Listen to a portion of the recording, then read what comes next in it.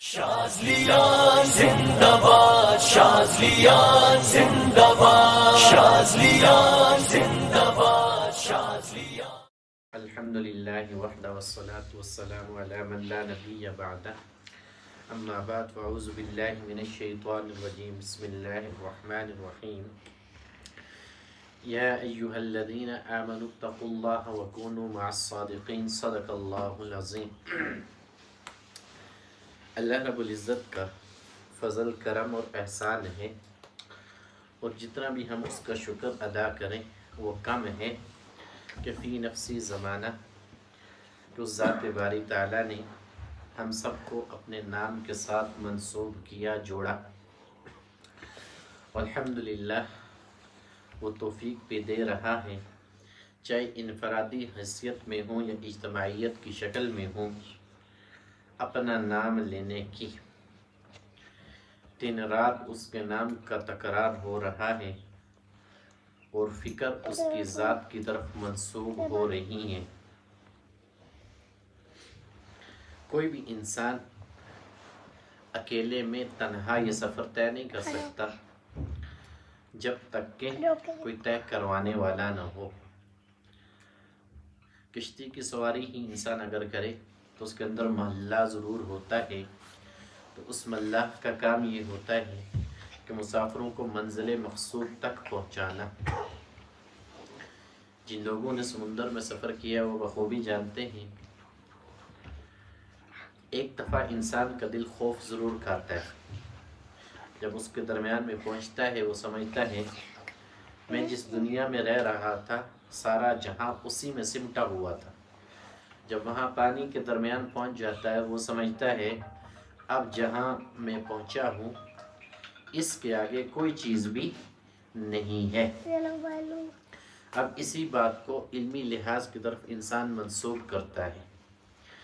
جب اللہ رب العزت ذکر کی برکت سے دل کو زندہ کرنا شروع کر دیتا ہے، روح کو شاد کر دیتا ہے، نفس کو صاف کر دیتا ہے، اس کے بعد یہ کیفیات انسان کے دل میں پیدا ہو جاتی ہیں اور بندے کا ایمان بن جاتا ہے، مضبوط ہونا شروع ہو جاتا ہے. تو جس لمحے میں، جس موقع کے اوپر اللہ رب العزت کی طرف سے اس ذکر کی برکت سے وہ انوارات دل کے اوپر اترتے ہیں، تو دل کے اوپر جب علم کھلنا شروع ہوتا ہے تو انسان بھی یہی سمجھتا ہے کہ یار جو میں نے پہلے حاصل کیا تھا وہ کچھ نہ تھا، یہ اس سے بڑھ کے ہے.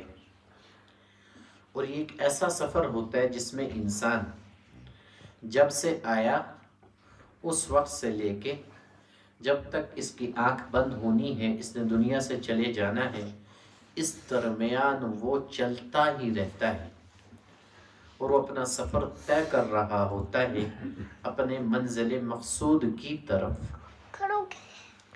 بس ایک بات یاد رکھیے گا، ہمارے قاری صاحب ایک شعر پڑھا کرتے تھے، اکثر ہمیں سنایا کرتے تھے. بعض اوقات انسان ذکر کے ساتھ جڑتا ہے اور شیخ کی طرف سے اس کو خلافت کا خرقہ پہنایا جاتا ہے کہ اب یہ کامل ہو چکا، ظاہری طور پہ بھی اپنے عمل کو اس نے درست کر لیا، شریعت کو اس نے اپنا لبادہ بنا لیا، اب بہترین عمل یہ کر رہا ہے. تو اسی چیز کو دیکھتے ہوئے شیخ بھی اس کو وہ خرقہ عطا کرتا ہے کہ یہ امانت اب تیرے حوالے ہے، اب تو اس امانت کا محافظ ہے، اس امانت کا نگہبان ہے. جو تو نے اللہ اللہ خود کیا، اب جا کے اوروں کو اللہ اللہ کروا. اس اللہ اللہ کرنے سے اپنے دل کے مکان کو آباد کر اور اس سے اوروں کو بھی روشنی دے تاکہ ان کا دل بھی اللہ اللہ سے آباد ہو جائے. تو میں بات آپ سے کر رہا تھا کہ ہمارے گھر سے وہ شعر پڑھا کرتے تھے اکثر مواقع کے اوپر. حضرت قاری صاحب فرمایا کرتے تھے مکتب عشق کا دستور نرالا دیکھا، اسے چھٹی نہ ملی جسے سبق یاد ہوا. اکثر لوگ سوال کرتے ہیں نا کب تک ہم ذکر کریں گے، کب تک ہم چلیں گے، کب تک اس کی تکمیل ہونی ہے، کب تک اس کی تکمیل ہونی؟ اب یہ ایسا سوال ہے جس کا کوئی جواب نہیں دے سکتا کہ کب تک کسی نے چلنا ہے؟ جب تک اللہ چاہے گا وہ چلے گا۔ کب تک کسی نے پڑھنا ہے؟ جب تک اللہ چاہے گا وہ پڑھے گا۔ کب تک کسی نے خیر کو پاتے رہنا ہے اور خیر کو پھیلاتے رہنا ہے؟ جب تک اللہ چاہے گا تو ایسا ہوگا۔ یہاں جو سودا ہوتا ہے رب کی ذات کے ساتھ، جب مناسبت سلاسل کے ساتھ ہو گئی، جب انسان نے صحبت کو اختیار کیا، تو اس کا کوئی وقت بھی ایسا نہیں کہ وہ اس چیز سے خالی ہوگا۔ ہمہ وقت وہ اسی میں مصروف عمل ہوگا، چاہے ظاہری طور پہ دنیا کے کاموں کے اندر اگر مشغول ہے، اس کی مصروفیت بڑی ہوئی ہے، تو یہ جو اندر ہے اللہ اس کو بنا دیتا ہے، اللہ اس کو روشن کر دیتا ہے۔ بظاہر زبان باتوں میں لگی ہوئی ہوتی ہے، لیکن اس کو اللہ اپنا نام لینے کی توفیق دے دیتا ہے اور یہ اندر اللہ اللہ کرنا شروع کر دیتا ہے۔ باہر چاہے اس کی زبان کسی کام میں بھی مشغول ہو یا مصروف ہو، اب مشغولیت بھی ہوگی تو زبان خیر والا کلام کرے گی، شر سے اللہ اس کی حفاظت کرے گا۔ اگر مشغولیت بھی ہوگی، یہ درود السلام کے اوپر جس نے اس دل کو ہلایا ہوگا وہی یہ کرے گا۔ اگر اس ایک مثال لی جائے، آپ کو پتہ ہے بہت سارے درود پاک ہمارے سلسلے کے اندر شامل نصاب ہیں جن کو ہم بطور وظیفہ کرتے آتے ہیں، تو بہت ساری فضیلت بھی اس کے اوپر آئی ہے۔ اللہ کے نبی صلی اللہ علیہ وسلم نے فرمایا کہ اللہ نے ایک فرشتے کو پیدا کیا، وہ فرشتہ ایسا ہے کہ اس کا سر جو ہے عرش سے اوپر ہے، فوق العرش اس کا سر ہے، اور تحت الثرا کے اندر اس کے قدم ہیں۔ جہاں ساتویں زمین اس کا اختتام، وہاں اس کے قدم، وہاں سے لے کے اس کی بڑھائی اتنی ساتوں آسمانوں کو کراس کرتے ہوئے عرش معلیٰ تک پہنچتا ہے، وہاں سے سر اس کا اوپر، اور اس کے پروں کی وسعت اتنی کہ دائیں سے مشرق کو تھام لے، بائیں سے مغرب کو، سارے اس نے سمیٹے ہوئے ہیں۔ اب جس بندہ مومن کو، مرد ہو یا عورت ہو، اللہ توفیق دیتا ہے، یہ حضور بیان کر رہے ہیں کہ مجھ محمد صلی اللہ علیہ وسلم پر ایک مرتبہ فقط درود پڑھتا ہے، اس پڑھنے کی وجہ سے اللہ اس کو کہتے ہیں عرش کے نیچے جو بحر نور ہے، اب نور کا ایک سمندر وہاں بھی ہے، ایک وہ جس کو ہم آنکھوں سے دیکھ رہے ہیں، ایک وہ جو ہماری آنکھوں سے دور ہے، بعض اوقات جھلک دکھائی دیتی ہے، مراقبات میں، مکاشفات میں وہ کیفیات آتی ہوتی ہیں، آپ میں سے اکثر ذکر کرتے ہوتے ہیں۔ ہم نے پانی کا ایسا پانی دیکھا کہ اس کی روشنی بہت زیادہ تیز تھی، نور ہی نور اس میں نظر آ رہا تھا۔ تو یہاں اللہ کے حبیب بھی اس چیز کا ذکر کر رہے ہیں کہ جب بندہ یا بندی ایک مرتبہ فقط پڑھتا ہے تو وہ جو فرشتہ جس کے قدم تحت الثرا میں، جس کا سر فوق العرش ہے، جس کے پر مشرق اور مغرب کو، کہ اب اس بحر نور کے اندر تو غوطہ لگا، جب وہ غوطہ لگا کے نکلتا ہے، اب اللہ اس کو کہتا ہے اپنے ان پروں کو جھاڑ۔ جب وہ اپنے پروں کو جھاڑتا ہے تو اس سے جتنے قطرے ٹپکتے ہیں، ہر قطرے سے اللہ ایک فرشتے کو پیدا کر دیتے ہیں، ہر قطرے سے اللہ ایک فرشتے کو پیدا کر دیتے ہیں، اور اس درود پڑھنے والے کے لیے تا قیامت وہ استغفار میں لگ جاتا ہے۔ اب یہ دیکھو اللہ کے حبیب کے اوپر اس نے پڑھا، اس کے پڑھنے کی وجہ سے اللہ نے خاص فرشتہ اس کے اوپر مقرر کیا ہوا، رکھا ہوا، اور اللہ نے اس نعمت سے اس کو نوازا کہ تو اس پڑھنے والے کی شکل کو نہ دیکھ، اس پڑھنے والے کو نہ دیکھ کون ہے، کیسا ہے، رنگ کا گورا ہے، کالا ہے، اجمی ہے، عربی ہے، کسی بھی رنگ و نسل سے ہے، اس نے ہمارے حبیب کے اوپر درود کو پڑھا۔ اب اس درود کو تو اپنے اندر لے لے، سما لے۔ اب یہ جو بحر نور ہے اس کے اندر غوطہ زن ہو جا، غوطہ زن ہونے کے بعد جب اس نور کو تو جھاڑے گا، وہ قطرے تیرے وجود سے ٹپکیں گے، تیرے پروں سے ٹپکیں گے، اس سے جو قطرے نکلیں گے اللہ اس سے اور فرشتوں کو پیدا کرتا جائے گا، اور پڑھنے والے کے لیے قیامت تک وہ استغفار کرتا جائے گا۔ یہ ایک درود پاک کے اوپر اتنی بڑی نعمت ہے۔ ٹھیک، اب ایک فقط صرف اس نے درود پاک ایک مرتبہ پڑھا، اور جس کی سانسیں دن رات اللہ کے ذکر کے ساتھ چل رہی ہوں، جس کی زبان دن رات اللہ کے ذکر کے ساتھ تر رہتی ہو، جس کا دل اللہ اللہ کر رہی ہو، جس کی روح اس چیز کا مشاہدہ کر رہی ہو، اب دیکھو اس انسان کا عالم اللہ کے ہاں کیا ہوگا۔ ٹھیک ہے، مقربین کی بھی حد ہوتی ہے اللہ کے ہاں۔ یوں سمجھو اللہ نے کثیر تعداد میں انبیاء کا سلسلہ دنیا کے اندر بھیجا، بہت سارے نبی آئے نا، سیدنا آدم علیہ السلام سے لے کے جناب رسول اللہ صلی اللہ علیہ وسلم تک ہر ایک نبی اللہ کی طرف بلاتا گیا، اسی راستے کے اوپر دعوت دیتا گیا، اسی راستے کے اوپر لوگوں کو چلاتا گیا، منزل مقصود کے متعلق لوگوں کو بتلاتا گیا۔ اب سارے انبیاء کا درجہ اپنی اپنی جگہ پہ ہے۔ سیدنا آدم علیہ السلام سے ابتدا ہو رہی ہے اور انتہا جناب رسول اللہ صلی اللہ علیہ وسلم کے اوپر ہو رہی ہے۔ اب آخر میں حضور علیہ السلام تشریف لا رہے ہیں۔ نبوت کی سرداری کا تاج حضور علیہ السلام کے سر کے اوپر سجایا جا رہا ہے۔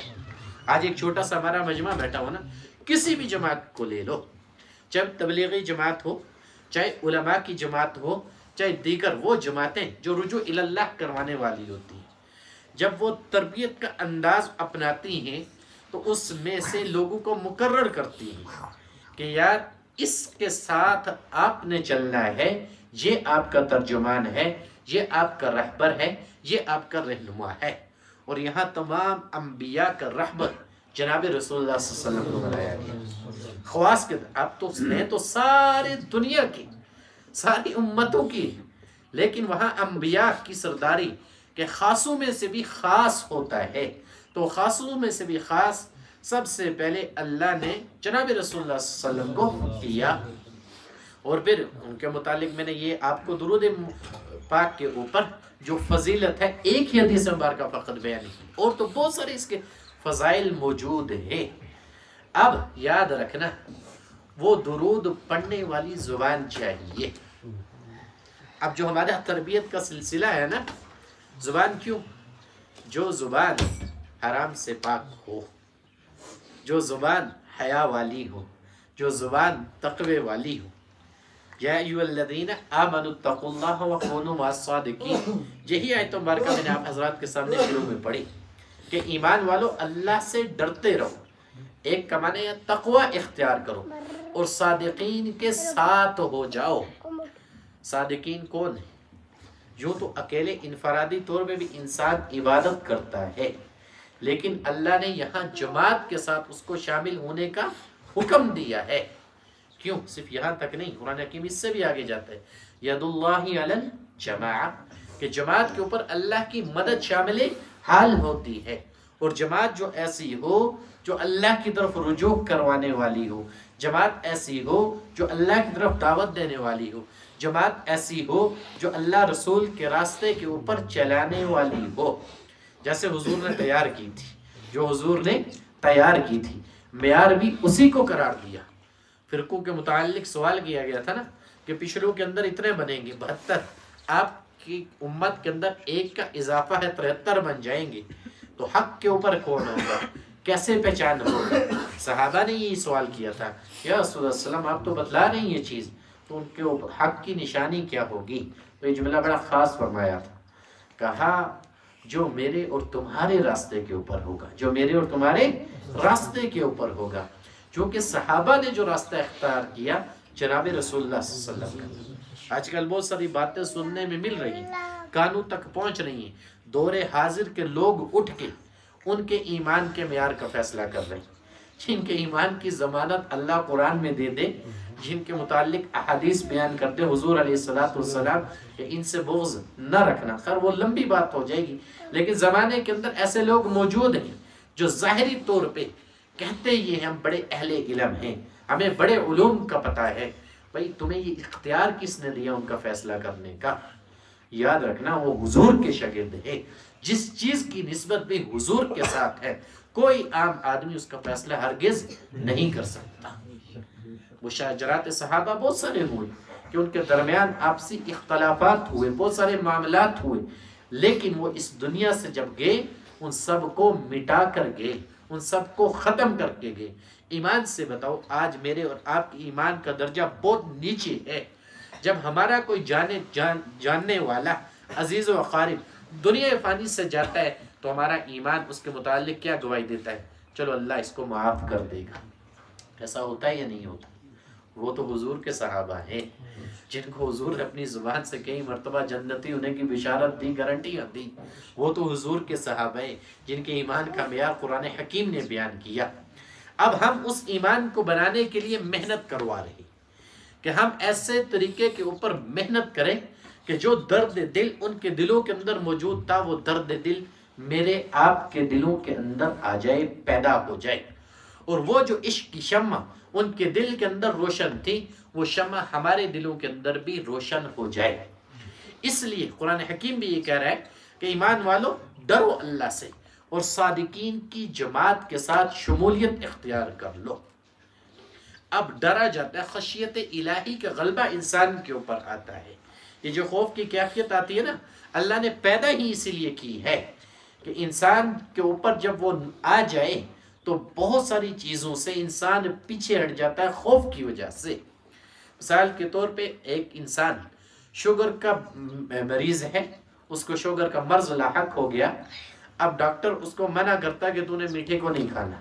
اب وہ کیا کرتا؟ اس کو پتا ہے کہ یہ میری جان کے لیے نقصان دہ ہے، اس کو ترک کر دیتا ہے، چھوڑ دیتا ہے، اس کی وجہ سے مجھے نقصان پہنچے گا، میری صحت بگڑے گی، تو وہ ایسی چیز کو اپنے آپ کو روک لیتا ہے۔ اور یہاں انسان کے ایمان کا مسئلہ ہے، یاد رکھنا۔ اب ایمان کے لیے بھی بہت ساری چیزوں سے انسان نے اپنے آپ کو روکنا ضروری ہے۔ جیسے ظاہری طور پہ جو انسان اپنی صحت کو بحال رکھنا چاہتا وہ کم کھانا شروع کر دے، اور جو انسان اپنے دین کی حفاظت چاہتا ہو تو یاد رکھنا وہ اللہ کی شریعت کی اتباع کرے، اس سے باہر جائے، گناہوں سے اپنے آپ کو بچانا شروع کر دے۔ اور جو انسان اپنے ایمان کو بچانا چاہتا ہو وہ حضور علیہ السلام کے اوپر درود بھیجنا شروع کر دے کہ اس سے اس کی ایمان کی حفاظت ہوتی رہے گی۔ اور یہ نہیں کہ صرف میں اللہ کا خوف رکھتا ہوں، یہ عملاً انسان نے ثابت کرنا ہوتا ہے۔ اور صوفیاء کرام حضرت انسان کی جب تربیت کرتے ہیں عملی میدان سے وہاں انسان کو گزارتے ہیں۔ کیفیات کو تو خیر آپ کو پتہ ہے کہ اس کے اوپر ساری اللہ لے کے آتا ہے۔ لانے کا مقصد یہی ہوتا ہے، ایک تو اس کیفیت کی جو حقیقت ہے اس بندے کے اوپر عیاں ہو جائے، اور بعض کیفیات ایسی ہوتی ہیں جن کا اظہار زبان سے نہیں ہو سکتا، کسی کو انسان بتلا نہیں سکتا کہ یار میرے اوپر کیا کیفیت ہے، کس حال میں گزر رہا ہوں، جس کے اوپر آتی ہے وہی جانتا ہے۔ اب وہ کیفیت لائی اس لیے جاتی ہے کہ بہت ساری چیزوں سے اس کو بچایا جاتا ہے، اس کیفیت کو لا کے، اس حال کو اس کے اوپر واقع کر کے اس کو روکا جاتا ہے کہ انسان اپنے عمل کی حقیقت سے آگاہ ہو جائے، اس کو سمجھ لے۔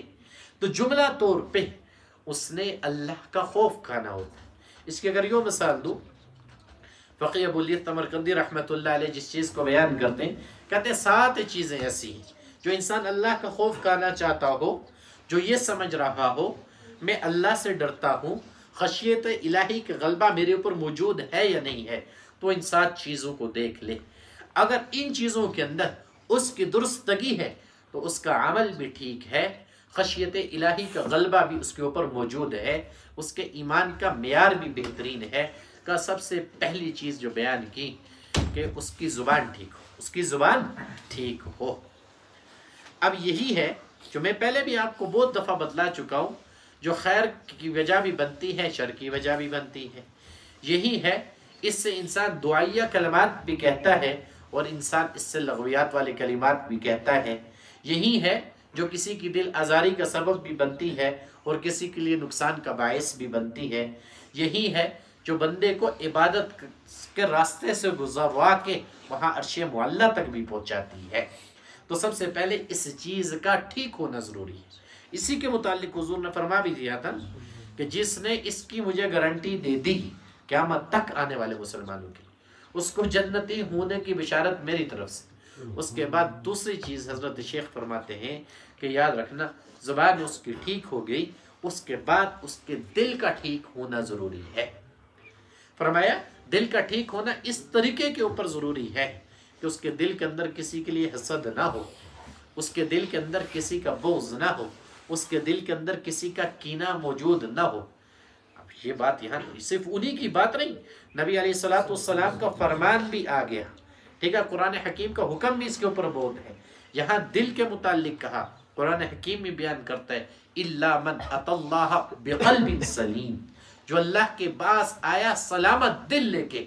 تو یاد رکھنا سلامت دل وہ ہوتا ہے جس کے اندر کینہ، بغض، حسد، ریا یہ چیزیں ہرگز نہیں ہوتی۔ تو دوسری چیز کا کہ اس کا دل جو ہے صاف ہو۔ اب تیسری چیز کہا کہ اس کے پیٹ کے اندر جو ہے صرف حلال جائے، حرام نہ جائے، اس کے پیٹ کے اندر حلال جائے، حرام نہ جائے۔ اگر انسان حرام کا انتخاب کر لیتا ہے، حرام کا لقمہ کھا لیتا ہے، تو اللہ کے نبی صلی اللہ علیہ وسلم کی حدیث مبارکہ ہے وہ جب حرام اس کے پیٹ میں اتر جاتا ہے، زمین و آسمان کے جتنے فرشتے اس کے اوپر لعنت کرتے رہتے ہیں جب تک کہ وہ لقمہ اس کے پیٹ میں موجود رہتا ہے۔ اب چوتھی چیز کہا کہ جس کی نظر کے اندر حیا ہو۔ اب یہ بھی بڑا خاص معاملہ ہے۔ شیطان اسی کے اوپر تیر بہدف کا کام کرتا ہے کہ تیر صحیح نشانے کے اوپر جا کے لگتا ہے۔ جوانی کی حالت میں ہو نا، اب جوانی کی کیفیت کے اندر انسان کے دل کے اندر جب گناہ کی طرف انسان مائل ہونا شروع ہوتا ہے تو سب سے پہلا کام جو اس کے وجود کے اندر جو چیز کرتی ہے اس کی نگاہ کرتی ہے۔ ایسا ہوتا ہے یا نہیں ہوتا؟ اب وہ نگاہ جب اس کے اوپر کام کرتی ہے، دل میں خیالات اور وسوسے پیدا ہونا شروع ہو جاتے ہیں جو اس کی عقل کے اوپر پردہ ڈالنا شروع کر دیتے ہیں۔ اب یہ اس کی نگاہ کی وجہ سے ہوتا ہے۔ اب یہاں بھی حضور علیہ السلام کا فرمان موجود ہے کہ جس نے اپنی نگاہوں کو بے حیائی کے اوپر لایا تو قیامت والے دن اللہ اس کی آنکھوں کو آگ سے بھر دے گا۔ اب یہاں وہ تربیت کا انداز ہو رہا ہے کہ کوئی انسان اپنے آپ کو اس چیز کے اوپر پرکھنا چاہ رہا ہو، اپنے ایمان کا معیار اپنی ذات کے اندر جانچنا چاہ رہا ہو، دوسرے کا نہیں، دوسرے کا کوئی نہیں جان سکتا نہ پہچان سکتا ہے، لیکن اپنی ذات کے اندر ہر انسان اپنی ذات کو پہچان ضرور سکتا ہے، چاہے اس کے پاس تھوڑا علم ہو یا زیادہ علم ہو، زیادہ جاننے والا ہو یا کم جاننے والا ہو، بس صاحب ایمان ہے اور ایمان اس کا اس چیز کا تقاضا ضرور کرتا ہے اور اس کو اس جگہ کے اوپر لے کے ضرور آتا ہے۔ اپنا محاسبہ کر، جب انسان اپنے محاسبے کی کیفیت کے اندر آتا ہے تو اپنی ذات کے اوپر نگاہ ضرور دوڑاتا ہے اور اس چیز کو دیکھتا ضرور ہے کہ آیا کون سی کمی موجود ہے۔ ایمان ہے نا، وہ تو صاف شفاف ہے، گندگی کو ساتھ رہنے نہیں دیتا، بس ہوتا ہے کہ وقتی طور پہ بندہ مومن کے قلب کے اوپر وہ گرد پڑی رہتی ہے، صاف نہیں ہوتی، جب تک کہ اس کو وہ توجہ نہ ملے، جب تک کہ اس کو وہ صحبت نہ ملے جو صحبت اس کی دل کی دنیا کو آباد کر دے۔ جب صحبت مل جاتی ہے، توجہ اس کی طرف لوٹ جاتی ہے، زبان ذکر سے تر ہو جاتی ہے، اب وہ جو انوارات ہیں وہ انوارات آ کے اس گرد کو ہٹانا شروع کر دیتے ہیں۔ جب وہ گرد ہٹتی ہے پھر اس کو اپنی ذات کا پتہ چلتا ہے، ٹھیک، کہ میری زبان سے نکلا ہوا کلام کیسا ہے، میرے دل کے اندر کیا چیز موجود ہے، اور جو وجود مجھے بخشا اللہ نے، اس کے ساتھ جو بطن لگایا دن رات جس کے لیے انسان کوشاں رہتا ہے، آیا اس کے لیے میں نے حرام کو اختیار کیا یا حلال کو اختیار کیا؟ اگر حرام کو اختیار کیا تو شیطان کی پیروی کر لی نا، سیدھے راستے سے ہٹ گیا، اس نے راستے سے اپنے آپ کو نیچے گرا دیا، دوسرے کے اوپر لے کے چلا گیا۔ شیطان تو اسی انتظار میں ہوتا ہے کب یہ راستے سے آئے، کب یہ اپنی ذات کو وہاں پہ چلائے جہاں میں اس کو پکڑوں، جہاں اس کے اوپر اپنا جال ڈال دوں، اس کو پھنسا لوں۔ اسی کے لیے دن رات سب سے زیادہ محنت ہوتی ہے، قتل و غارت اسی کے لیے ہوتی ہے، مسئلہ ہی سب سے بڑا اسی کا بنا ہوا زمانے کے اندر۔ دن رات ہم آپ لوگ دیکھتے ہیں نفسا نفسی کا جو عالم بنا ہوتا ہے، سب سے زیادہ زور جو ہوتا ہے اسی کا عمل دخل اس کے اندر ہوتا ہے۔ تو کہا جب بندہ اپنی پہچان حاصل کرنا چاہے، زبان کو سیدھا کر لے، دل کو برائی سے پاک کر لے، بدن کو صاف کر لے، نگاہوں کے اندر حیا کو لے کے آئے، پانچویں چیز فرمائی کہ اس کے ہاتھ برائیوں کا انتخاب نہ کریں۔ اب یہ وجودی کے متعلق بحث ہو رہی ہے، چونکہ اللہ نے کہا بھی ہے کہ اللہ سے ڈرو، صالحین کے ساتھ شمولیت اختیار کر لو۔ کیا آیا وہ ڈرا فقط اسی طرح جاتا ہے کہ میں اللہ سے خوف کھاتا ہوں؟ ظاہراً عملاً بھی اپنے وجود کو پیش کس انداز میں کرتا ہے؟ زبان کو پرکھ لے، دل کا محاسبہ کر لے، نگاہ کے اندر حیا آئی یا نہ آئی، پیٹ کے اندر حلال جا رہا ہے یا نہیں جا رہا، اس کے بعد اس کے ہاتھ کیا ان سے وہ برائی سے بچ رہا ہے یا نہیں بچ رہا۔ فی نفسی زمانہ دیکھ لو، دور جانے کی بات نہیں ہے، یہی موبائل سامنے لگا ہوا ہے، اسی کی مثال لے لو، خاص و عام کو دیکھ لو، اسی کے اندر وہ معاملات اتنے آگئے کہ جب اس کی طرف انسان کی توجہ جاتی ہے، اس کے اندر جو تاثیر ہوتی ہے وہی تاثیر ہر خاص و عام کے اوپر لوٹ آتی ہے، اس کو اپنے آپ میں جکڑ لیتی ہے نہیں جکڑ لیتی؟ دیکھا بھی ہوگا اپنے مختلف آج کے دور کے اندر تو زیادہ یہ چیزیں کر دی ہیں۔ ان کو پتہ ہے کہ انسان کا غلبہ، اس کی عقل اس کی طرف جائے گی، اب کیسے اس کی عقل کو سلب کیا جائے، کیسے اس کو حواس کو اپنی طرف موڑا جائے، کیسے اس کو کنٹرول کیا جائے۔ تو انسان برائی کو اپنے ہاتھوں میں لیے پھرتا ہے۔ ضرورت کی بات نہیں کر رہا ہوں، وہ ایک الگ معاملہ ہے، بات یہاں برائی کی ہو رہی ہے۔ اب جب وہ اپنے ہاتھوں سے معاملات کو کرتا ہے تو کتنے سارے معاملات اس کی آنکھوں کے سامنے کھلتا جاتے ہیں۔ اب دیکھ لو یہاں نظر بھی آ گئی، جہاں نظر اس کے اندر بے حیائی پیدا ہو گئی، کام ادھر اس کے ہاتھوں نے کر دیا، گو کہ یہاں پیٹ میں اترنے والا معاملہ نہیں ہے، لیکن بے حیائی والا معاملہ ضرور پیدا ہو جاتا ہے جب انسان اس چیز کو اختیار کرتا ہے۔ تو کہا جو بچا لے گا، کعب بن احبار رضی اللہ تعالیٰ عنہ فرماتے ہیں ایسا انسان کہ جس کو گناہ کا موقع میسر ہوا اور اس نے اپنے ہاتھوں کو روک لیا تو اللہ نے اس کے لیے انعام اور اکرام رکھا ہوا ہے جو تمہاری عقل سے باہر ہے۔ فرمایا وہ انعام اور اکرام یہ ہے 70,000 گھر ہیں جنت کے اندر، ایک 70,000 کا محل ہے، وہ 70,000 محلوں کے اندر 70,000 کمرے سبز موتیوں سے بنا ہوا ہے۔ یہ اس انسان کا انعام اور اکرام ہے کہ جس نے اپنے ہاتھوں کو برائی سے بچایا۔ ٹھیک، اب سلوک کے اوپر چل رہے ہو نا، خواص میں شامل ہونا چاہتے ہو، قرب اللہ مقصود ہے، جناب رسول اللہ صلی اللہ علیہ وسلم کی محبت مقصود ہے، عمل سارا اس ذات کے اوپر کرنا ہے، تو محاسبہ بھی تو اس ذات کا کرنا ہے۔ اب چھٹی چیز بات ہو گئی، چھٹی چیز کہا اپنے قدموں کو برائی سے روک دے۔ ٹھیک ہے، زبان انسان کے اندر آ گئی، دل انسان کے اندر آ گیا، نظر انسان کے اندر آ گئی، پیٹ انسان کے اندر آ گیا، ہاتھ انسان کے اندر آ گئے، اور بعض اوقات انسان کسی مجالس کی طرف جاتا ہے یا تو خیر کی طرف لوٹے گا یا شر کی طرف جائے گا، تو شر کی طرف جہاں وہ جاتا ہے تو اس کے قدم ہی اس کو لے کے جاتے ہیں۔ اب ایک انسان ایسا ہے کہ اس کے اوپر ایسا معاملہ آیا لیکن اس معاملے کے سامنے وہ اپنے ایمان کو لے آیا، جب بھی وسواس پیدا ہوئے اس نے اعوذ باللہ من الشیطان الرجیم پڑھا کہ اللہ میں تیری پناہ مانگتا ہوں شیطان مردود سے، تو ہی حفاظت کرنے والا ہے۔ یا ایسا انسان ہے کہ اس کا دل ذکر سے آباد ہو رہا ہے، یہاں تو اس کا ایمان جنگ کرنا شروع کر دیتا ہے نا، نہیں نہیں نہیں، اپنے قدموں کو مت لے کے جانا، اپنے قدموں کو بچا کے رکھنا، کیونکہ اللہ نے تیرے قدموں کو خیر کے اوپر چلا دیا ہے، تو ان قدموں سے بھی تو نے اپنی حفاظت کرنی ہے۔ عزا کا ذکر یہ اس لیے کہ قرآن حکیم کا مطالعہ کریں تو کیا کہتا ہے، قیامت والے دن اللہ زبان کے اوپر مہر لگائے گا، یہ کلام کریں گے، اس کے ہاتھ کلام کریں گے، اس کے پاؤں کلام کریں گے، اس کے کان کلام کریں گے، اس کی آنکھیں کلام کریں گی، اس کا وجود ان اعمال بد کے اوپر گواہی دے گا۔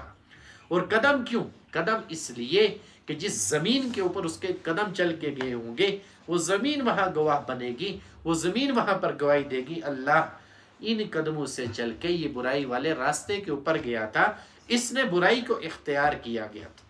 تو نے اتنی بڑی نعمت سے اس کو نوازا تھا، لیکن اس نے تیری اس نعمت کی قدر نہ کی تھی، اب اس کو جہنم میں ڈال دے۔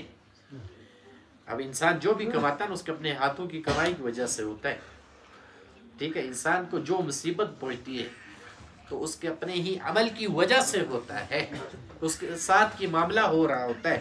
تو یہ چھٹی بات تھی کہ اپنے قدموں کی وجہ سے۔ اور ساتویں چیز کہا، جس نے اپنے قدموں کی بھی حفاظت کر لی اس نے خیر کو پا لیا۔ ساتویں چیز فرمائی وہ یہ ہے کہ اس کے اندر ریا نہ ہو۔ ٹھیک ہے کہ ایسا انسان ہے کہ اللہ سے ڈرتا ہے، یا ایھا الذین آمنوا اتقوا اللہ، اللہ سے ڈر رہا ہے، تقوی کو اختیار کر رہا ہے، صادقین کے ساتھ شمولیت اختیار کر رہا ہے، اپنی زبان کو بچا رہا ہے، دل کی حفاظت ہو رہی ہے، نگاہ کی حفاظت ہو رہی ہے، پیٹ کی حفاظت ہو رہی ہے، ہاتھوں کی حفاظت ہو رہی ہے، قدموں کی حفاظت ہو رہی ہے، اس کے ساتھ اپنے معاملات کو ریا سے بچا رہا ہے۔ کیونکہ ریا والا عمل جو ہے، یاد رکھیے گا، اللہ قبول نہیں کرتا۔ انسان کی فطرت کے اندر یہ چیز شامل ہوتی ہے، ہر لحاظ سے دیکھ لو، مال کے اعتبار سے دیکھ لو، اگر مال بہت آ جائے تو اس کے اوپر انسان فخر کرنا شروع کر دیتا ہے، بہت کم ہوتے ہیں تو شکر گزار ہیں۔ میری بات نہیں، قرآن حکیم بھی بیان کرتے ہیں کہ شکر گزار کم ہوتے ہیں، قلیلا ما تشکرون، جو اللہ کا شکر کرنے والے ہوتے ہیں وہ تھوڑے ہوتے ہیں۔ ہر انسان عزت کا طلبگار ہوتا ہے، ہر انسان یہ چاہتا ہے کہ اس کو عزت دی گئی۔ اب بزرگوں کے ہاں جن کو عزت ملتی ہے وہ 5 قسم کے لوگ ہوتے ہیں، یاد رکھنا۔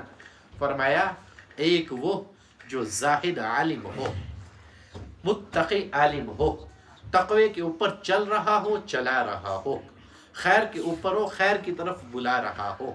کہا دوسرا فقیہ صوفی، ایسا صوفی جو ذکر اللہ کی وجہ سے اللہ اس کے اوپر خیر کر دے، اس کو اس انعام اور اکرام سے نواز دے کہ اللہ اس کو دین کی سمجھ دے دے، اور اس سمجھ کے مطابق وہ عمل کرے اور دوسروں سے بھی کروائے۔ اور تیسرا کہا ایسا انسان کہ جس کو اللہ نے مال کی وسعت دی ہو اور وہ غنی ہو جائے، وہ غنی ہو جائے، یہ لوگ عزت کے طلبگار ہیں۔ اور اس کے ساتھ چوتھا کہا وہ انسان جو صابر اور شاکر درویش ہو۔ بہت سارے ایسے ہوتے ہیں جو درویشی کے دعوے دار ہوتے ہیں، زبان سے کہنے والے ہوتے ہیں میں درویش ہوں، فقیر ہوں، دنیا کو ٹکرا دیا ہے، لیکن اپنے عمل کے اوپر نہ وہ صبر کرتے ہیں نہ وہ شکر کرتے ہیں۔ اور پانچواں کہا ایسا انسان جو روشن ضمیر شریف ہو، عام آدمی ہو لیکن اس کا ضمیر اتنا روشن ہو کہ وہ کسی کی بات کو سن کے اس کو اچھالتا نہ ہو، کسی کی بات کو سن کے یہاں سے وہاں بیان نہ کرتا ہو، کسی کو عیب کو دیکھ کے اس سے پناہ مانگتا ہو۔ خیر وہاں میں پیچھے بات کر رہا تھا، تو ساتویں چیز تھی ریا والی چیز، کہ ساتویں چیز کہ کوئی یہ چاہ رہا ہے کہ میں اللہ سے ڈر رہا ہوں اور جو وجود اللہ نے دیا وہ اس وجود کی مطابقت میں ان اعمال کو وہ اختیار اگر کر رہا ہے تو یوں سمجھو اس کے اوپر خشیت الہی کا غلبہ موجود ہے۔ اب ریا والا عمل جو ہے اللہ قبول نہیں کرتا۔ اگر انسان نماز پڑھتا ہے تو اللہ کے نبی صلی اللہ علیہ وسلم نے کیا فرمایا، اگر ریا والی نماز ہوتی ہے تو بندے کے منہ کے اوپر مار دی جاتی ہے۔ ریا والا صدقہ ہوتا ہے قبول نہیں ہوتا، ریا والی قرآن حکیم کی تلاوت ہوتی ہے قبول نہیں ہوتی، ریا والی خیرات ہوتی ہے قبول نہیں ہوتی، ریا والی کوئی نیکی بھی ہوتی ہے اللہ کے ہاں قبول نہیں ہوتی۔ اسی لیے کہا یا ایھا الذین آمنوا اتقوا اللہ وکونوا مع الصادقین۔ اب صادقین جو ہوتے ہیں ان کو اسی لیے جماعت کے ساتھ شمولیت میں اختیار ہونے کا حکم دیا گیا ہے کہ آپ کی تربیت اکیلے نہیں ہو سکتی، انفرادی طور پہ آپ سفر نہیں کر سکتے ہو جب تک کہ اپنی ذات کو کسی کے حوالے نہ کرو، جب تک کہ اپنا معاملہ کسی کے سپرد نہ کرو، جب تک کہ آپ کا کوئی مربی نہ ہو، جب تک کہ آپ کا کوئی معلم نہ ہو، جب تک کہ آپ کو اس راستے کے اوپر چلانے والا کوئی نہ ہو۔ دنیا میں بھی اگر مثال دی جائے تو بیڑوں کو بھی چلانے والا چرواہا ہوا کرتا ہے اور ان بیڑوں کو ایک ساتھ رکھتا ہے، تو یہی مثال حضرت انسان کے نفس کی ہوتی ہے، یاد رکھنا۔ جب تک بیڑے ریوڑ کے ساتھ رہتی ہے وہ محفوظ ہوتی ہے، جنگل میں ہی زیادہ چرا کرتی ہے نا۔ یہ تو سنتے ہیں، چلو آج کے زمانے کے اندر ہمارے گھروں میں مویشی تقریباً ختم ہو چکی، اللہ ماشاءاللہ چند کے گھرانے کے اندر موجود۔ انبیاء نے بھی اسی کام کو اختیار کیا تھا، کیونکہ حضرت انسان کی تخلیق کا مقصد کوئی اور ہے۔ وہ تو ایسا ہے، لمبی امیدیں باندھ کے بیٹھ جاتا ہے، اپنی خواہشات کی پیروی کرتا رہتا ہے، نہ اس کی لمبی امیدیں ختم ہوتی ہیں اور نہ کبھی اس کی خواہشات کا گھیرا کم پڑتا ہے، ہمیشہ اس کو اور ہی وہ بڑھاتا رہتا ہے۔ جہاں انسان تنگ دل ہوتا ہے، جہاں انسان تنگ دست ہوتا ہے، جہاں انسان منزل سے دور رہتا ہے۔ تو یہی مثال حضرت انسان کی ہے کہ جب وہ صحبت کو اختیار کرے گا تب جا کے اپنے عیوب سے وہ آگاہ ہوگا، تب جا کے اس کو اپنی ذات کا پتہ چلے گا، تب جا کے اس کو اپنے عمل کی سمجھ آنا شروع ہوگی کہ عمل دکھلاوے کے لیے یا اللہ کے لیے ہے، کسی کے ساتھ نیکی کر رہا ہوں اس کا مفاد پانے کے لیے یا اللہ کے لیے کر رہا ہوں۔ اس طرز کے اوپر جب انسان کا ایمان بنتا ہے نا، میں پہلے بھی آپ کو کہا، پھر جا کے انسان کو سمجھ آتی ہے کہ احسان والی عبادت ہوتی کیا ہے، کہ اللہ کی عبادت کیسے کی جاتی، اور جو کیفیت انسان کے اوپر آتی ہے نا پھر وہ تڑپ اٹھتا ہے۔ ہم نے کئیوں کو زبانوں سے کہتے ہوئے سنا ہے کہ بڑا مشکل کام ہے، یہ ذکر اتنا آسان نہیں، کہاں ہم سے ہو سکتا ہے؟ بھئی ابھی ایک جھٹکا تجھے اللہ کے راستے میں آیا ہے اور تو کیسا عاشق ہے جو اس کو برداشت نہیں کر رہا۔ مجاز کی مثالیں دی جاتی ہیں نا، پڑھتے تھے تو ہمارے استادوں نے کہا کہ ایک مرتبہ مجنو کو کسی نے کہا کہ لیلا کا کر فلاں جگہ ہے، وہ فلاں جگہ فلاں ستارے کو دیکھ کے پتہ چلتی ہے، اور وہ فلاں ستارہ فلاں پہاڑ کے قریب ہے۔ اس نے کئی میل کا سفر کرنا شروع کر دیا اور اس پہاڑ تک جا کے رسائی حاصل کی، اور وہاں اس طاق میں بیٹھ گیا، کب وہ ستارہ نکلے گا اور وہ لیلا کے گھر کے اوپر نکلے گا۔ اب یہ عشق تھا اس کی، اور اس کی یہ کیفیت تھی، اب اس کی یہ حالت تھی، نہ اس نے اس سفر کو دیکھا، نہ اس نے اپنی حالت کو دیکھا، بس محبوب کا جو عشق تھا دل کے اندر بسا ہوا تھا، اس کو اس کے عشق نے اس قدر ستایا ہوا تھا کہ جب تک اس کی خبر گیری نہ کر لے، چاہے وہ کسی انداز میں کسی طریقے کے اوپر ہو، اس کو سکون نہ آتا تھا۔ پوچھنے والے نے پوچھا کون ہے تو؟ کہا مجھے کیا بتا میں کون ہوں، میں تو لیلا ہوں، میں تو لیلا ہوں۔ اس نے اپنا نام یہی رکھا ہوا تھا مجاز کے اندر۔ اب ایک انسان رب کی محبت کا دعوے دار ہے، سوچ لو، اب اس کی نگاہ کے اندر جو رچا بسا ہوا تھا اس کا عشق تھا۔ اب صوفیاء کے ہاں جو چلنے والا ہوتا ہے، یاد رکھنا، اس کی نگاہ میں بھی جو رچا بسا ہوتا ہے وہ بھی عشق ہوتا ہے، لیکن یہ عشق مجاز نہیں، حقیقت والا ہوتا ہے، کمال والا ہوتا ہے۔ وہ عشق فنا ہونے والا اور یہ عشق بقا والا، دو ہے نا، ایک فنا والا اور ایک بقا والا۔ اب ظاہری جو ہے فنا والا ہے اور اخروی جو ہے بقا والا ہے، جو یہاں بھی باقی رہنا ہے اور وہاں بھی باقی رہنا ہے۔ اور جس انسان کو حاصل ہوگا اس قدر اس کے ایمان کا معیار بھی ہوگا، یاد رکھنا۔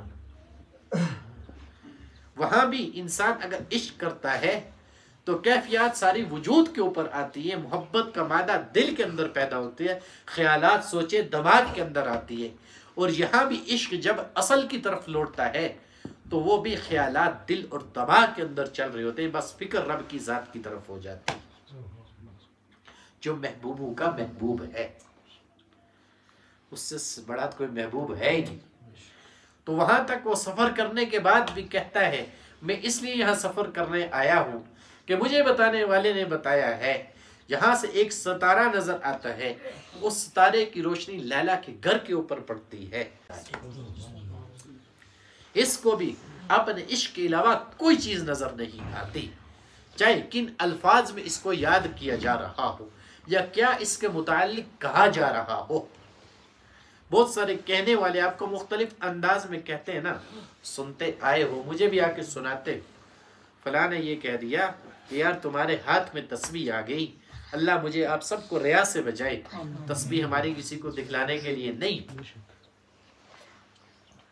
فلاں مجلس میں جاتے ہو، ذکر ہوتا ہے، بہت سارے الفاظوں کو سننا پڑے گا، اس لیے کہ ایک طرف خیر ہے، ایک طرف شر ہے۔ ہر انسان یہی سمجھتا ہے کہ میں صرف اور صرف خیر کے اوپر ہوں۔ جب اپنی ذات کو وہ پرکھتا ہے نا، تب اس کو اپنی ذات کا علم کا پتہ چلتا ہے، ورنہ کبھی سے آگاہ نہیں ہوتا۔ اور آگاہی اسی صورت کے اندر ہوتی ہے جب انسان صاحب نسبت ہوتا ہے۔ کیوں؟ یہ جو نسبت ہے نا، یہ بندے اور رب سے تعلق پیدا کرتی ہے، وہ قربت بندے کو دلواتی ہے۔ یہ جو نسبت ہے نا، جناب رسول اللہ صلی اللہ علیہ وسلم کا فرمانبردار بنواتی ہے۔ یہ جو نسبت ہے انسان کو شکر ادا کرنا سکھاتی ہے۔ یہ نسبت جو ہے انسان کو صبر کرواتی ہے۔ یہ جو نسبت ہے انسان کو شیاطین کے ہتھکنڈوں کے بارے میں بتلاتی ہے۔ یہ جو نسبت ہے انسان کو فکر آخرت دلواتی ہے۔ یہ جو نسبت ہے انسان کے اندر جنت کی طلب کو پیدا کرتی ہے۔ یہ جو نسبت ہے جہنم کے کرنے والے اعمال سے روکے رکھتی ہے۔ یہ جو نسبت ہے دوسروں کے عیوب کو اچھالنے نہیں دیتی۔ اور یہ جو نسبت ہے بندے کی فکر کو صرف رب کی ذات کی طرف موڑ کے رکھ دیتی ہے۔ اور اسی صورت کے اندر انسان کامیاب ہوتا ہے جب یہ پہچان وہ حاصل کرتا ہے اپنی ذات کے اندر، اپنی ذات کو ان اصولوں کے اوپر پرکھتا ہے، پھر جا کے پتہ چلتا ہے، پھر یہ آیت سمجھ میں آئے گی، یا ایھا الذین آمنوا اتقوا اللہ وکونوا مع الصادقین۔ اس لیے کیونکہ اللہ کا ذکر کبھی ختم ہونے والا نہیں ہے، تو تیری زبان کیسے کم چلے گی؟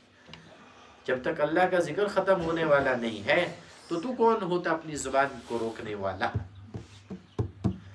جب تک تو زندہ ہے یا مر جائے، مر جانے کے بعد کیا کہتے ہیں، یار اس کے سوال ثواب کے لیے کل خوانی کر دو، اس کو یہ پڑھ دو، اور وہ جانے والا تو دنیا میں جب اس کو اللہ موقع بھی میسر کر دیتا ہے، اس کا مزاج اتنا بگڑا ہوا ہوتا ہے کہ اس کا نفس کا غلبہ اس کے اوپر اس قدر ہوتا ہے کہ وہ خود اس چیز کو قبول نہیں کر رہا ہوتا ہے۔ کیوں؟ تو نے حاب حیات بھی یہ ہوا ہے نا، تو نے جو اتنی لمبی زندگی یہاں اس دنیا میں رہنا ہے، کتنی زندگی تو رہ لے گا؟ اللہ کے نبی نوح علیہ السلام 950 سال عمر پائی، پھر انتہا موت کی شکل میں، موت کی حالت میں ہوئی، تو 950 سال تبلیغ کو کیا، لوگوں کو راہ راست کے اوپر لانے کے لیے اللہ کی توحید کا پرچار کیا۔ تیری اور میری عمروں کے اندر تو وہ چیز ہی نہیں ہے۔ امت محمدیہ کی تو ویسے بھی عمریں بہت کم ہیں، لیکن امیدیں بہت بڑی ہیں نا۔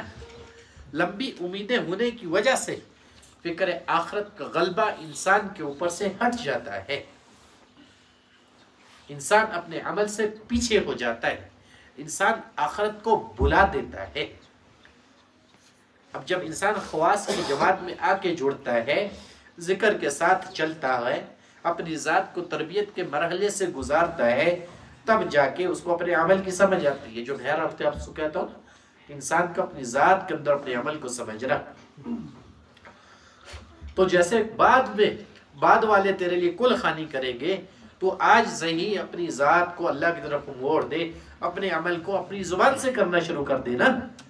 جو اتنی بڑی نعمت اللہ نے تجھے دی ہے، اگر یہی نہ دیتا تو کیا کرتا تو؟ اور پھر اللہ نے توفیق بھی دے دی، اپنے راستے کے اوپر چلا دیا، تو یہ کافی ہے تیرے لیے۔ تو اس لیے جب آپ لوگ تقوی کو اختیار کرو گے تو ان چیزوں کو لازمی سمجھنا، اپنی ذاتوں کا موازنہ کرتے رہنا، کیونکہ یہاں جو ہمارے یہاں اصول یہ ہے، مناظرہ نہیں سکھایا جاتا معذرت کے ساتھ، یہاں جو سکھایا جاتا ہے اپنی ذات کو پہچاننے کے لیے عمل، کہ اپنی ذات کو پہچاننا کیسے ہے، کس انداز میں ہے، کون سا ایسا مسلمان ہے جس کے ایمان یہ تقاضا نہ کرتا ہو کہ اپنے آپ کو راہ راست کے اوپر لے کے چلوں، سیدھی راہ کو اختیار کر لوں۔ کون سا ایسا مسلمان ہے کہ جس کو انجام کا ڈر نہ ہو، قبر کا خوف نہ آتا ہو؟ کون سا ایسا مسلمان ہے جو اپنی ذات کو اللہ کے سامنے پیش کرنے سے ڈرتا نہ ہو؟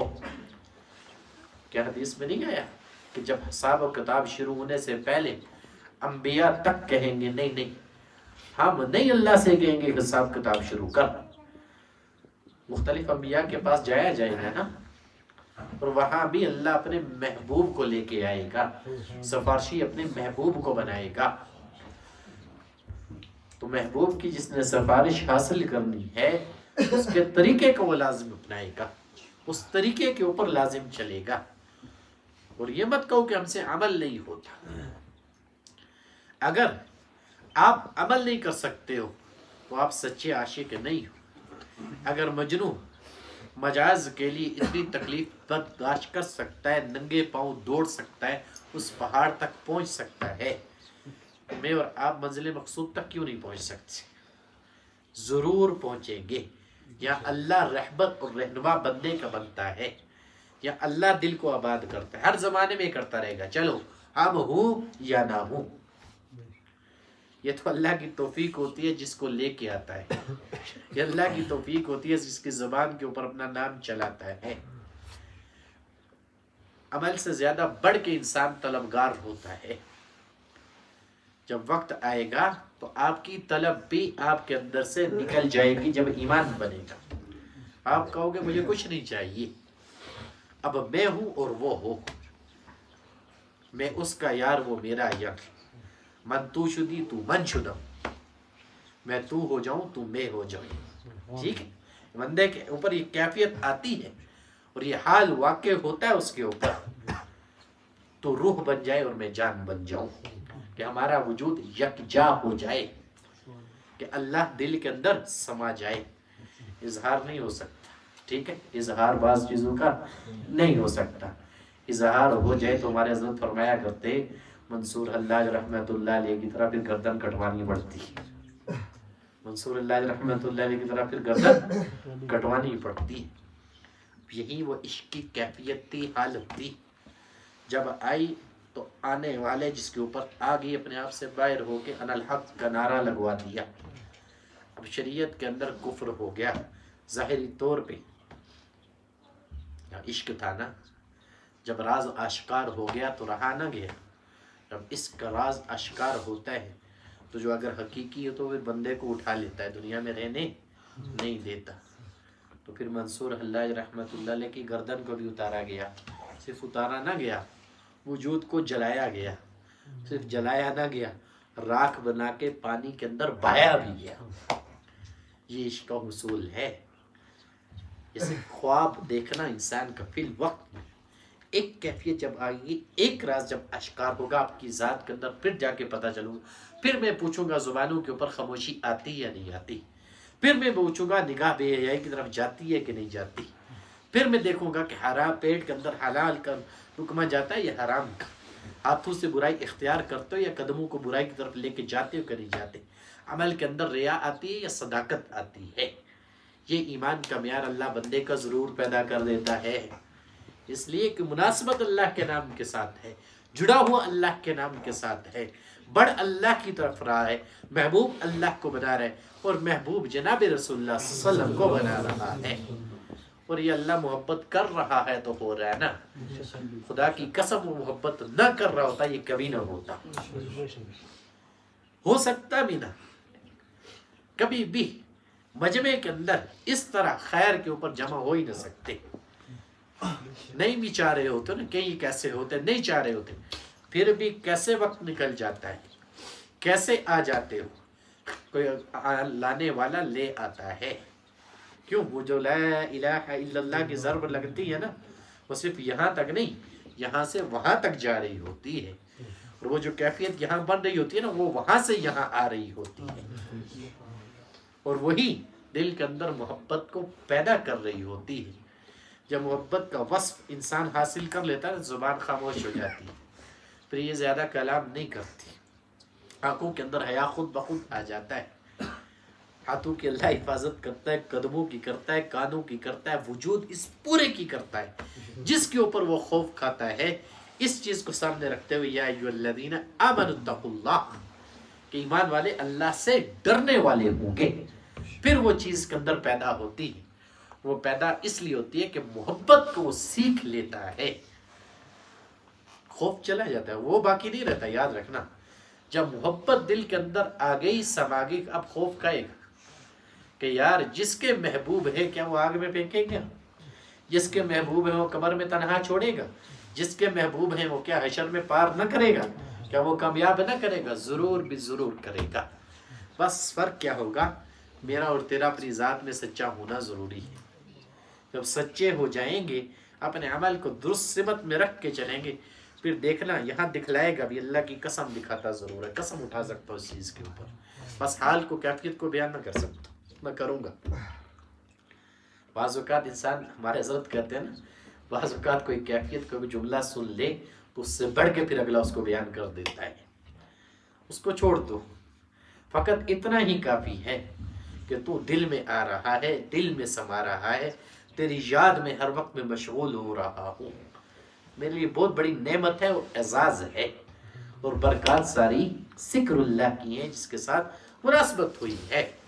تو اس لیے ربط کا ہونا ضروری ہے۔ جو شعر میں نے آپ سے پڑھا تھا، مکتب عشق کا دستور نرالا دیکھا، اسے چھٹی نہ ملی جسے سبق یاد ہوا۔ جب آپ کا ربط نہ رہے گا، جو رحمت کا نزول تقسیم ہو رہا ہوتا ہے، جب نازل ہو رہی ہوتی ہے، اس میں سے آپ کا حصہ رک جاتا ہے۔ اگر آپ اپنے اس حصے کو نہ پاؤ گے، یہ تو علم کی ایسی دنیا ہے جہاں ہر دن کمالات کی طرف انسان بڑھ رہا ہوتا ہے، ہر آنے والے دن کے اندر نئی چیز کھل رہی ہوتی ہے، نئی چیز کا سامنا ہو رہا ہوتا ہے، نئی چیز کے اوپر دل کی دنیا آباد ہو رہی ہوتی ہے۔ وہ بندہ یا بندی سے محروم ہو رہا تھا، کسی سے زیادہ باتیں کرنے کا شوق نہیں ہوتا۔ وہ ساری بچیاں بھی چلتی ہیں نا، اب ان سے تعلق جو ہے استاد شاگردی کا ہے، اب بیٹیوں کی مانند ہیں، چاہے چھوٹی ہو یا بڑی ہو، یہ بھی یاد رکھنا۔ چونکہ استاد جب بن گیا تو اس کا درجہ اللہ اور اللہ کے نبی نے بڑھا دیا دینی اعتبار سے، تو وہ تعلق رکھنا ضروری ہوتا ہے۔ اس لیے کہ جب تعلق ہوتا ہے تبھی بندے کو بندے کے متعلق پتہ چلتا ہے، کیونکہ ہم بھی انسان ہیں، اس لیے وہ توجہ میں رہتا ہے۔ جب انسان توجہ میں ہوتا ہے، بعض اوقات رب کی ایسی رحمت بندے کی طرف متوجہ ہوتی ہے، جب کسی بھی اس بندے کے اوپر پڑتی ہے، وہ جب دوسروں کے اوپر ڈالتا ہے، اللہ اس کے ذریعے سب کو تقسیم کروا رہا ہوتا ہے۔ یہ عمل اپنے شیخ کے دیکھ کے آیا، کئی مرتبہ وہاں محسوس کیا ہے، جانے والوں نے بھی محسوس کیا ہے، ان کی مجلس میں بیٹھنے والوں نے اس کو محسوس کیا ہے۔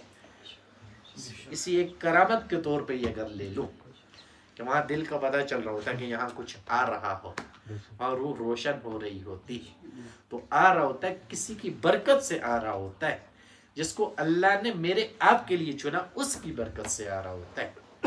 تو اس لیے ربط کا ہونا ضروری ہے۔ جتنا آپ کا ربط کم ہوگا اتنا آپ معاملات کے اندر پیچھے جاؤ گے۔